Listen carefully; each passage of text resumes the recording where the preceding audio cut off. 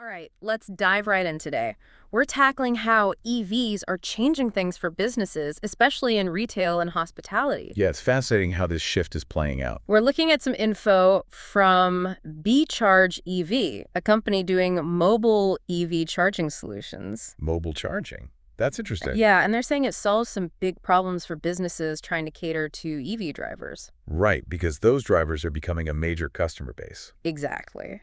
But before we get into BeeCharge EV's specific solution, let's talk about why EV charging is such a big deal for businesses in the first place. What's the main takeaway here? Well, it all comes down to the fact that EV drivers, they really want to be able to charge their vehicles conveniently. Okay, that makes sense. But is it really that crucial for businesses to offer charging? I mean, is it really a make or break factor for them? Oh, it absolutely is. I mean, think about it. If you're on a road trip in your EV, are you going to stop at a place without a charger? Probably not, unless I was desperate. Exactly. And a recent Volvo study found that a whopping 71% of EV drivers would actually choose a business with charging over one without. Wow, 71%. That's a huge number. So businesses are missing out on a lot of potential customers if they don't have charging. They really are. And it's not just about attracting those drivers. It's about understanding their spending habits, too. Ooh, how so? Well, data from ChargePoint suggests that, on average, EV drivers spend 50% more per visit than the average customer. 50% more. That's a huge difference. So businesses that offer charging are not only attracting more customers, but also higher spending ones. That's exactly right. So there's a clear financial incentive here for businesses to jump on the EV charging bandwagon. No doubt about it. But what about those traditional fixed charging stations? You know, the ones we see in parking lots everywhere. Aren't those a bit of a hassle to set up? Well, they can be a nightmare. Forbes actually did a piece on this, highlighting the downsides. Oh, really? What do they say? Well, first off, these fixed stations can take forever to install.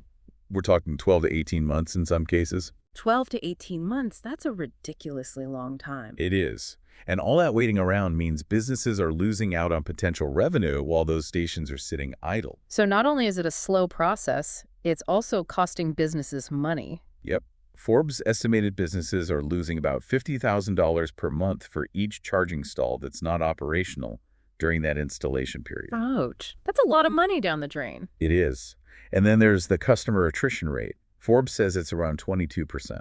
22%. That means nearly a quarter of potential customers are just giving up and going to competitors who already have charging available. Yep, it's a double whammy. Yeah. And all because of those lengthy installation times. Okay, so delays equal lost revenue.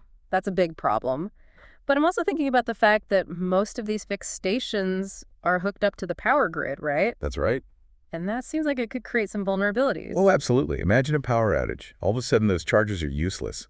Businesses are left with a bunch of stranded customers with dead EV batteries. Not a good situation. Not at all. Especially if it happens during a peak time, like a holiday rush or something. Talk about a PR nightmare. But even when the grid is working fine, don't those peak usage times get really expensive for businesses? You bet. Utilities charge these things called peak demand fees, and they can get pretty hefty, like $10,000 or more per month in some cases. Whoa, $10,000 a month just for charging EVs? It can get that high, yeah. Yeah. And that's because when a lot of people are charging their cars at the same time, it puts a huge strain on the grid. So utilities are basically charging businesses a premium for contributing to that strain. Exactly. They have to invest in infrastructure upgrades to handle those spikes in demand, and they pass those costs along to businesses in the form of those peak demand fees. Okay, so we're talking potential blackouts and sky-high fees. It sounds like fixed charging stations might be more trouble than they're worth for some businesses. I think that's a fair assessment. But is there another way? Is there a solution that avoids all these headaches? Well, that's what's so interesting about BeeChargedEV. They're proposing an alternative, these mobile charging units called bumblebees. Mobile charging, so they're not fixed in one spot. Nope, they're completely self-contained, which means they don't need to be hooked up to the grid at all. Oh, so that eliminates the whole grid dependency issue right off the bat. It does, and it means they can be deployed incredibly quickly. BeeChargedEV says it only takes about 14 days. 14 days compared to 12 to 18 months. That's a game changer. But if they're not plugged into the grid, where do they get their power from? They run on renewable propane. Propane. Interesting. So no grid connection, and they're using a renewable energy source. That sounds promising. It does. And BeeChargedEV claims that this approach leads to 60% lower energy costs compared to grid-tied options. 60% lower. That's huge. Yeah. So we've got speed, we've got cost savings. This is sounding pretty good. But are there any real-world examples of these bumblebees in action? There are. BeeChargedEV highlights a luxury resort group that was having trouble with those long wait times for fixed charging stations. Yeah. They were actually losing customers because of it. Oh, really? So they decided to try out these bumblebees instead. Exactly. They deployed 10 of them near their valet and pool areas. Smart move. And it only took those 14 days to get them up and running, right? That's right. And the results were pretty impressive. They saw a 40% increase in bookings from guests with EVs. 40%! That's a massive jump. It is. And they generated over $200,000 in annual revenue just from those charging fees alone. Wow, that's incredible. It sounds like they really found a winning solution. But I'm curious, what was the general perception of mobile charging before this? Well, there was definitely some skepticism. Some people thought it was just a temporary fix, not a long-term solution. Right, like a Band-Aid approach. But it sounds like BeeChargedEV is taking a different stance. They are. They're positioning these bumblebees as a viable long-term solution, especially for businesses that want to avoid the hassle and expense of fixed stations. I see. And they've designed them to be aesthetically pleasing, right? Yeah, they're sleek and compact, so they blend in well with high-end properties. So they're both functional and stylish. That's a good combination. But I want to know more about how businesses are actually using these bumblebees to make money. Is it just about those charging fees? It's more than just the fees. BeeChargedEV talks about 3 main ways their system can boost revenue. Okay, I'm intrigued. What's the first one? Well, first off, there's the attraction of those high-spending EV drivers. We already talked about how they tend to spend more per visit, but offering convenient charging means businesses can keep them on-site for longer. More time to shop, dine, spend money. It's like the old saying, time is money. But in this case, charging time equals more revenue. Exactly. And then there's the second way to boost revenue, which is all about cutting costs. Okay, how do they do that? Well, we already touched on the lower energy costs associated with propane, but there's also the elimination of those peak demand fees from utility companies. Since bumblebees are off-grid, businesses don't have to worry about those charges at all. That makes a lot of sense. So they're attracting high-spending customers and saving money on energy costs. That's a win-win. It is. And the third way to boost revenue is by directly monetizing the charging itself. Okay, how do they do that? Well, BeeChargedEV suggests a few strategies. One is something called dynamic pricing, where businesses charge higher rates during peak times, like rush hour or busy weekend shopping days. Interesting. So kind of like surge pricing for ride-sharing apps. Exactly. And they can also explore partnerships with car manufacturers, like a Tesla-sponsored charging station at a luxury hotel or something. Oh, yeah, I've seen a few of those branded charging stations popping up. It's becoming more and more common. But isn't there a risk of alienating customers with those higher prices during peak times? There's always that risk.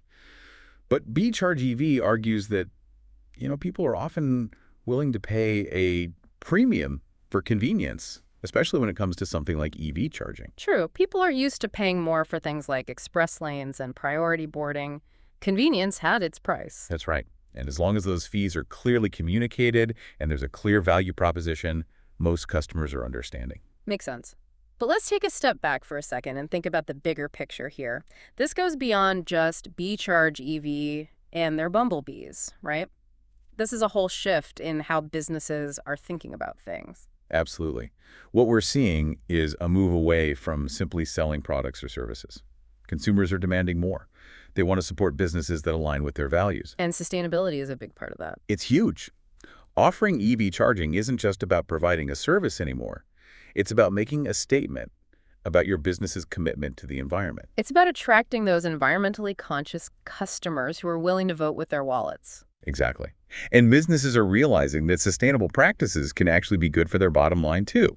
Yeah, lower energy costs, tax incentives, it all adds up. It does. It's like the old saying, doing good is good business. I like that. So it's good for the planet, it's good for business. It seems like a no-brainer.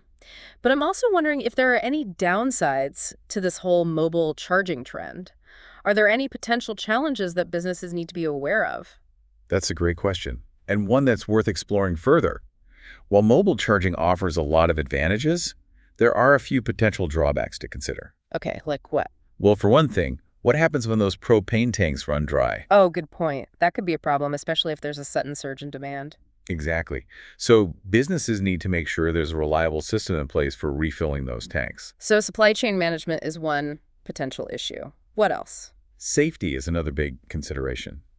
Propane, while cleaner than gasoline, is still flammable. Businesses need to make sure those mobile charging units are designed and operated with safety in mind. Right, that's crucial. And what about the environmental impact of transporting and storing all that propane? Is it really as green as it seems? Well, that's where things get a bit more nuanced. While propane is generally considered a cleaner fuel, there are still emissions associated with its production and transportation. So it's important to look at the full life cycle of these mobile units to get a complete picture of their environmental footprint. Exactly. But I also want to consider some of the other potential downsides. What about scalability?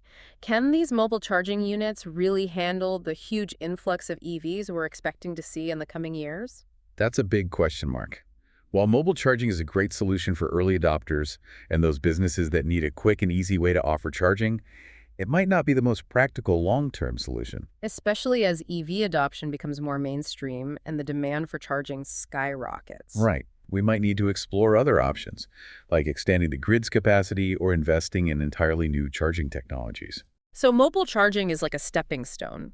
It's a great solution for now, but we need to be thinking about the long game too. Absolutely. Okay, so we've talked about the potential downsides, but I'm still curious about the types of businesses that are actually using BeeChargedEV's solution. Is it mostly hotels and resorts? It's definitely not limited to just those sectors. We're seeing shopping malls using bumblebees to attract those eco-conscious shoppers. Makes sense. What else? Even gas stations are starting to get in on the action. Really? Gas stations? Yep, they're recognizing that EVs are here to stay, and they're adapting to the changing market. That's fascinating. It's like a bridging of the old and the new.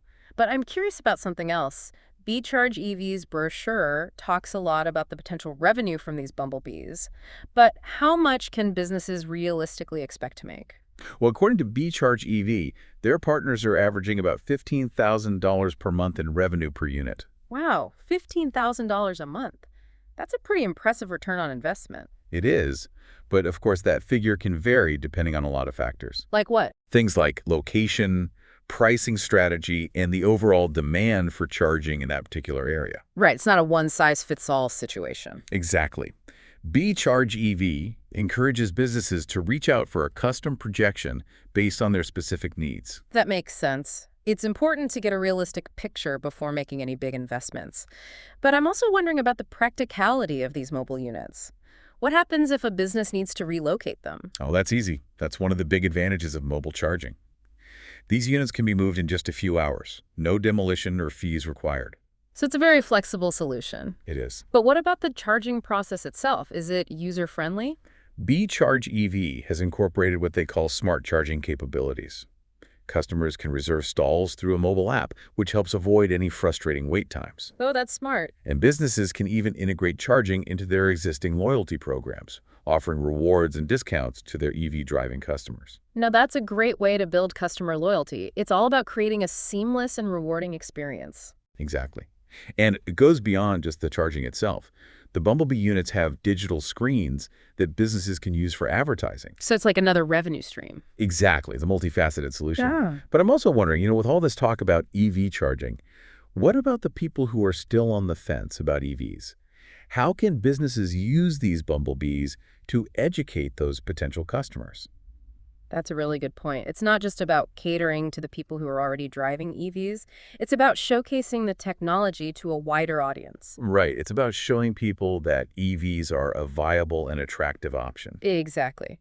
And businesses can use these bumblebees to do just that. They can host events or demonstrations, using the units as a tangible way to introduce people to the world of EVs. That's a fantastic idea. It's about breaking down those barriers and making EVs more accessible to everyone. Absolutely. And as EV adoption continues to grow, we can expect to see even more innovative uses for these mobile charging units. This has been a really insightful conversation so far. We've covered a lot of ground, from the challenges of traditional charging stations to the potential of mobile solutions like bumblebees. It's definitely a rapidly evolving industry. It is. But before we go any further, I think it's time for a quick recap of what we've learned so far. Yeah, we've covered a lot of ground, haven't I we? have. We started off talking about why EV charging is such a big deal for businesses these days.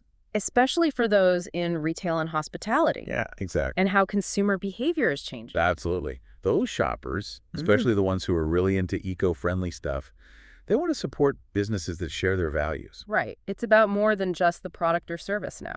And that 71% statistic we talked about, EV drivers choosing businesses with charging, It's a real eye-opener. Businesses can't just ignore that. not if they want to stay competitive. Okay, so we established that EV charging is important. Then we dug into the challenges of those fixed charging stations. Oh, yeah, they can be a real pain. Expensive, slow to install, and totally reliant on the power grid. And don't forget those crazy peak demand fees, Those are definitely a major downside. for sure. Which brings us to BeeChargedEV and their mobile solution. Those bumblebees seem pretty promising. They do. Quick deployment, lower costs, and no grid worries. And we saw how that luxury resort really benefited from using them. Yeah, that case study was impressive. It really shows that mobile charging can be a viable option. But we also talked about how it's not a perfect solution. Right. There are still some things to consider. The propane supply, the safety aspects, and the environmental impact. It's important to look at the whole picture. Absolutely. Businesses need to do their homework. But beyond the specifics of B-Charge EV, I think there's a bigger trend happening here. What do you mean? This goes beyond just providing a place for people to plug in their cars. It's a shift in how businesses think about their role. Okay, I'm listening. It's about recognizing that sustainability isn't just some trendy buzzword. It's something that customers actually care about. It's influencing their decisions about where they spend their money. And businesses are catching on. They're starting to see that sustainable practices can actually benefit them in the long run. Lower costs, tax breaks, a better image. It all makes a difference. So it's good for the planet, A&D, good for business. Exactly. It's a win-win situation. Yeah. But I think it's also worth thinking about the wider implications of this shift toward EV charging. What do you mean? How might it affect other industries, not just retail and hospitality? Could mobile charging have a role to play beyond those sectors? That's a great question. Where else could we see these mobile charging solutions popping up? Well, imagine mobile charging units at airports and train stations. People could top off their EVs while they travel. That would definitely make things more convenient for travelers. And think about the possibilities for delivery companies. As they switch to electric fleets, they'll need ways to keep those vehicles charged on the go. Oh, that's a good point. Mobile charging could really revolutionize logistics and transportation. And what about electric tour buses? They could explore remote areas without worrying about running out of juice. That would open up a whole world of possibilities for ecotourism. It would. And we could even see mobile charging integrated into public transportation systems. Imagine electric buses that charge up while passengers are boarding. That would be so efficient. It would. And then there are the residential areas. A lot of people living in apartments don't have easy access to charging. That's a big barrier to EV adoption for a lot of folks. It is. But mobile charging could provide a solution. They could charge their cars without needing expensive infrastructure upgrades in their buildings. So we're talking about a technology that could transform not just businesses, but entire communities. Exactly. And we're really just scratching the surface here. The possibilities are pretty much endless. It's exciting to think about what the future holds. It is. This deep dive has really been eye-opening. We've learned a lot about the rise of mobile EV charging and how it's impacting various industries. And how it's pushing us to think differently about sustainability and innovation. Absolutely. But before we wrap up, I want to leave our listeners with a thought-provoking question to ponder. So we've talked about how mobile charging is changing retail and hospitality, but what other industries could be impacted by this need for convenient charging? Could we see these mobile solutions pop up in some unexpected places? Oh, for sure. I think it really gets you thinking, beyond those typical spots like parking lots and garages. What about those industries that are always on the move? Okay, give me some examples. What are you thinking? Well, what about construction sites? Construction sites, okay? Yeah. Imagine if you had these mobile units out there powering all those electric bulldozers and cranes and stuff. Oh, I see what you're saying. That would definitely make construction a lot more eco-friendly. Yeah, way less reliance on diesel fuel. Quieter, too, probably. Oh, yeah, for sure. And, it could be a game changer for emergency responders, too. Emergency responders? How so? Think about it. Ambulances, fire trucks, all those vehicles could be electric, and they could rely on these mobile charging units. Oh, wow, that would be huge, especially if there's a power outage or something. Exactly. And you know what else? What about food trucks? Food trucks. Yeah, they could run everything on electricity, and these mobile units would keep them going. Ah, that's a really cool idea. It would be like a whole new wave of eco-friendly street food. Right. And what about concerts and festivals? Oh, yeah. Those outdoor events use a ton of power. They do. So imagine those mobile charging units powering the stage, the lights, the sound system, everything. Now, that would make for a truly sustainable festival. Wouldn't it? It's amazing to think about all the possibilities. It really is. It feels like mobile charging could be a part of so many different aspects of our lives. It really could. And as more and more people switch to EVs, I think we'll see even more creative uses for this technology. It's an exciting time to be watching this all unfold. This deep dive has been fantastic. We've learned so much about the potential of mobile EV charging. It's been great to explore this topic together. We started by looking at how it's changing the retail and hospitality industries. But it's clear that this trend goes way beyond those sectors. It's impacting transportation, energy, even how we think about urban design. And it's a great example of how innovation can really make a difference. It shows how we can create solutions that are both good for business and good for the environment. Exactly. It's all about finding those win-win situations. This deep dive has been incredibly insightful and inspiring. I think we've just scratched the surface of what's possible with mobile EV charging. And I think the most exciting part is that we don't even know what the future holds yet. There's so much room for innovation and growth. Absolutely. So to all our listeners out there, thanks for joining us on this electrifying journey. Keep your eyes open for those mobile charging units. They might just be popping up in a neighborhood near you.